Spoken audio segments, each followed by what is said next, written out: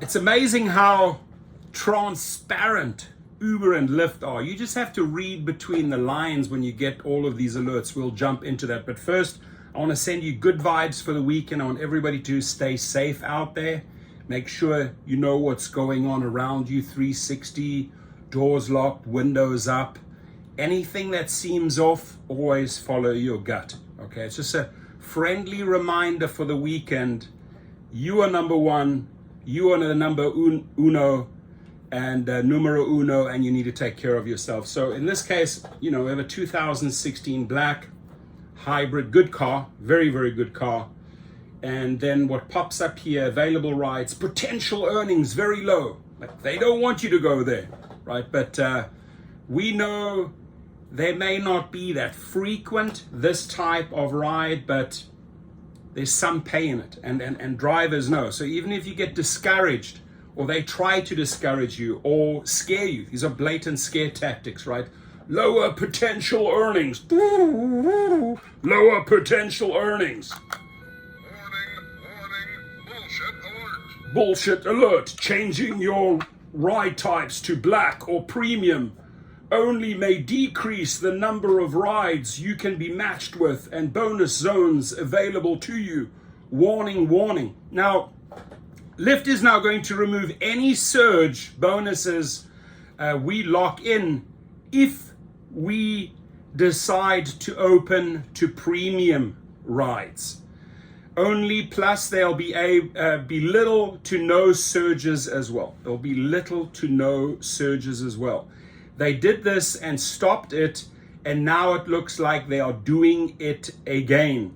So my guess is they're trying to discourage drivers from turning off regular rides. That's where they want you. That's where they have the biggest issue. That's where their acceptance rate is low, just on those regular rides, right? They want to service the masses, and they do not like it if drivers sit back and just wait for the right type of trip to come along. Why? Because maybe it's a higher paying trip.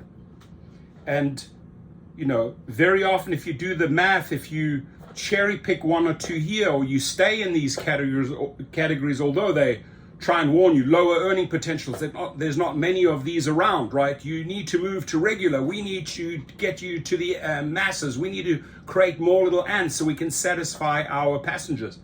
Now, passengers have longer wait times. Why? Because it's pretty simple. When you don't pay a driver, why should I jump in the non-paying hamster wheel and satisfy all this regular BS, all these BS rides, or for example on Uber, go chase these trip radars where they'd like to have you, where they make the biggest margins. And if you don't sort of like fall in line or fall in step with their algorithms, and you're actually thinking out of the box, and you know how to work the system, here come the scare tactics. So, they're just really trying to discourage you, right, from taking these regular rides when they put in that. How often have you seen this message show up?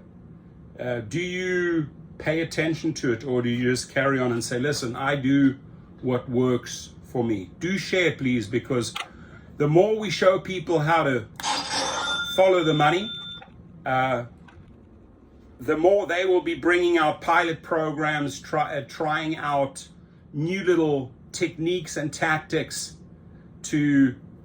it's trickery. This is just straight up trickery and scare tactics. That's all I can say. How do you see it? Your comments, please.